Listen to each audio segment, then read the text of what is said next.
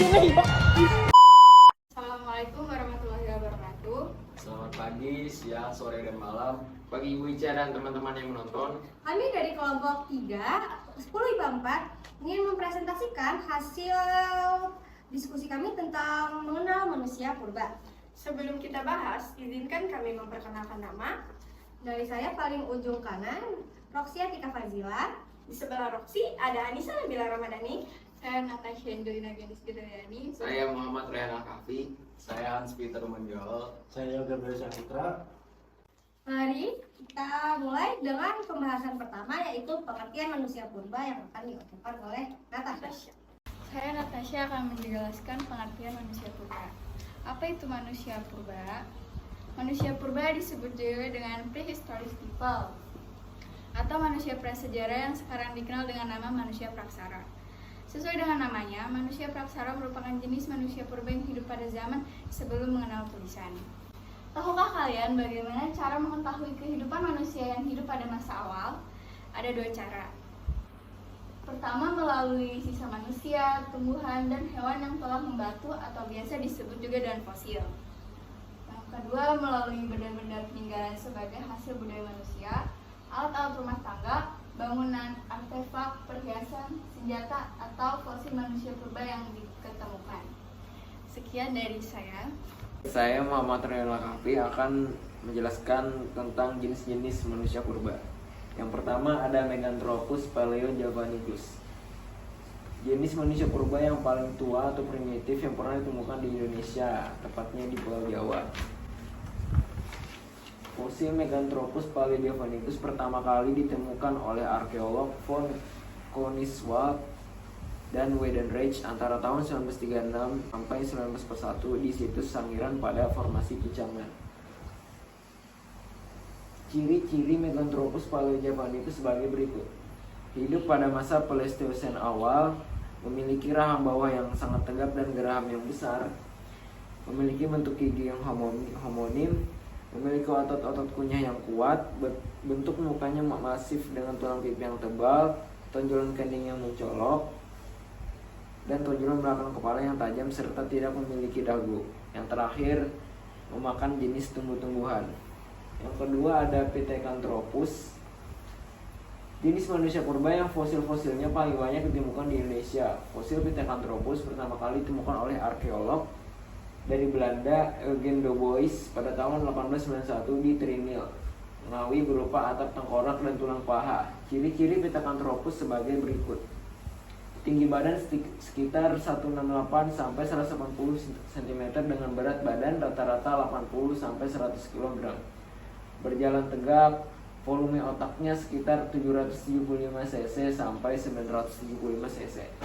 Batang tulang lurus, bentuk tubuh dan anggota badan tegap, alat pengunyah dan otot tengkuk sangat kuat, bentuk geraham besar dan rahang yang sangat kuat, bentuk kening yang menonjol sangat tebal, bentuk hidung tebal dan tidak memiliki dagu, bagian belakang kepala nampak menonjol. Baik, sekian penjelasan dari saya. Materi selanjutnya akan disampaikan oleh anggota kelompok saya yang lain. Jenis manusia purba yang ketiga, yaitu Homo sapiens, akan dibacakan oleh saya, Roxy Atika Fazila. Homo sapiens atau manusia cerdas adalah manusia purba yang menyerupai manusia modern. Mereka terbentuk setelah terjadi proses evolusi selama ribuan tahun lamanya. Homo sapiens hidup di antara 40.000 sampai dengan 10.000 tahun yang lalu, dari akhir zaman batu kuno hingga zaman batu muda.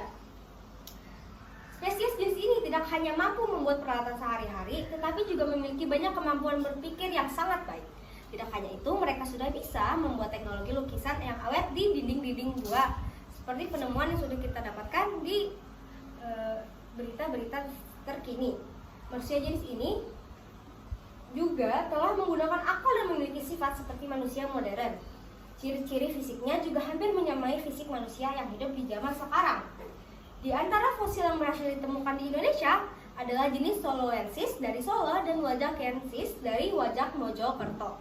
Secara umum, Homo sapiens memiliki ciri yang lebih progresif dibandingkan Pithecanthropus. Secara khusus, ia memiliki ciri-ciri seperti berikut.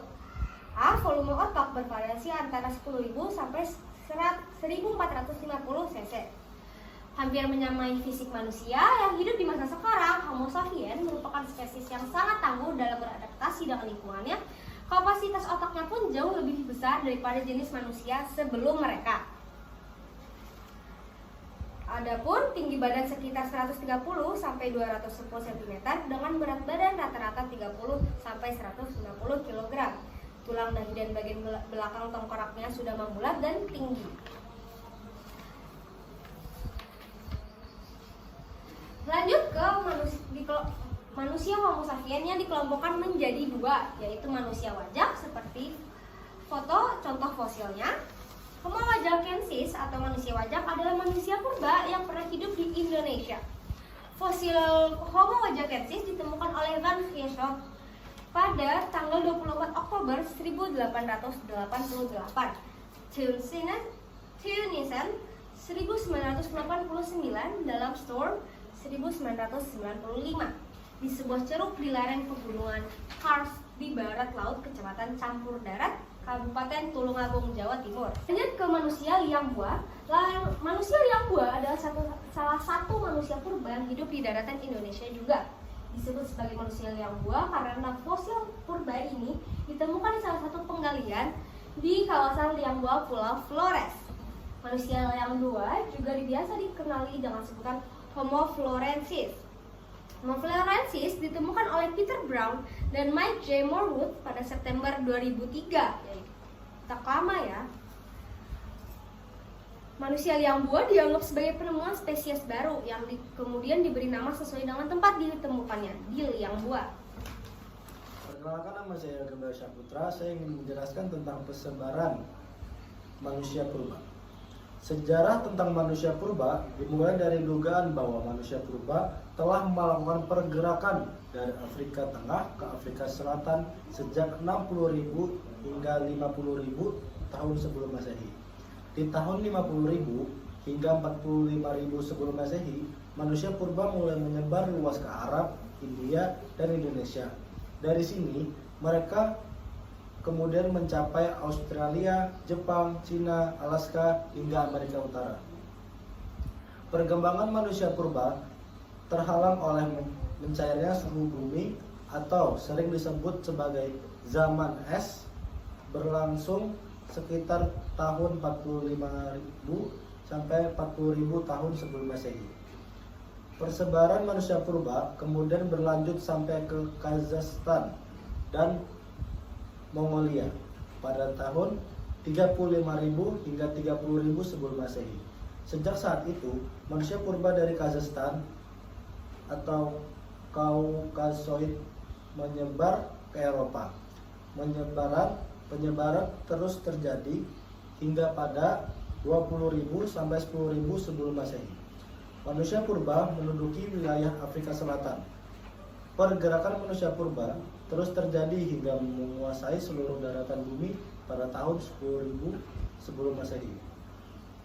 Zaman es yang terjadi sekitar tahun 45.000 hingga 40.000 sebelum Masehi sedikit membuat penyebaran manusia ini tersedat. Saat itu penyebaran hanya terjadi di kawasan Jazirah Arab. Baru di tahun 40.000 hingga 35 sebelum Masehi penggerakan kembali terjadi. Dari Kazakhstan, manusia yang disebut Kaukasoid ini lantas bergerak ke Eropa dan semenanjung Portugal. Diikuti oleh pergerakan kembali ke Afrika Tengah dan Afrika Selatan di tahun 25.000 hingga 20.000 sebelum Masehi. Tahun 20.000 hingga 10.000 sebelum Masehi, manusia zaman Bahula ini telah menduduki seluruh benua Afrika kecuali wilayah utara dan barat Gurun Sahara.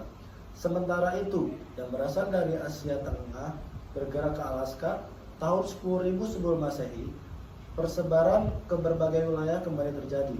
Mereka berada di Alaska, berpindah ke Amerika, dan dipercaya sebagai nenek moyang suku.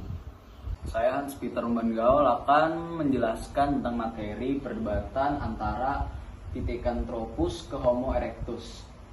Pada publikasi Du Bois tahun 1894 menyatakan Pithecanthropus erectus adalah peralihan kera ke manusia. Seorang ahli biologi menyatakan bahwa standar zoologis tidak dimungkinkan memisahkan Pithecanthropus erectus dan Sinanthropus pekinensis dengan genus yang berbeda dengan manusia modern. Dalam pandangan ini, maka Pithecanthropus erectus harus diletakkan dalam jenis Homo dan untuk mempertahankan spesies lainnya aslinya dinamakan Homo erectus. Sekian dari saya, materi selanjutnya akan disampaikan oleh anggota lain. Nama saya Nabila. Di sini saya akan melanjutkan presentasi dari Hans. Di sini saya akan menjelaskan evolusi manusia purba. Apa sih evolusi itu? Evolusi merupakan proses yang berlangsung dalam kurun waktu jutaan tahun atau secara lambat. Secara khusus tentang evolusi manusia, Darwin berpendapat bahwa manusia adalah hasil perkembangan lebih lanjut dari evolusi primata. Makhluk tersebut dikenal juga dengan sebutan manusia purba. Teori evolusi ini tampak didukung dengan berbagai temuan fosil manusia purba di berbagai tempat di dunia. Ada macam-macam perubahan fisik yang terjadi pada manusia. Ada 3 perubahan fisik manusia. Yang pertama, ada sikap, tubuh, dan cara bergerak. Sikap tegak dimulai dengan kemampuan duduk tegak, berdiri, dan berjalan tegak. Yang kedua, ada evolusi kepala. Evolusi kepala berhubungan dengan evolusi otak. Evolusi otak juga berpengaruh pada perubahan pola pikir, kebiasaan, cara hidup, dan pemahaman atas pengalaman. Yang ketiga, ada perkembangan biososial manusia. Pada aspek ini menyangkut 3 hal penting, yaitu pembuatan alat, organisasi sosial, dan komunikasi dengan bahasa. Mungkin itu saja yang dapat saya sampaikan.